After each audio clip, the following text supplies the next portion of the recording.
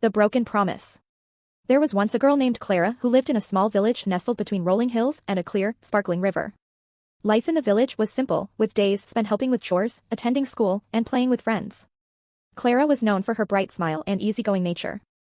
She was kind-hearted, but there was one thing people noticed about her: she often made promises she didn't keep.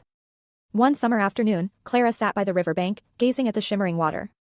The world seemed perfect, with nothing to worry about. As she dipped her toes into the cool water, her best friend, Lily, came running towards her. Lily had a favor to ask, a small promise, really.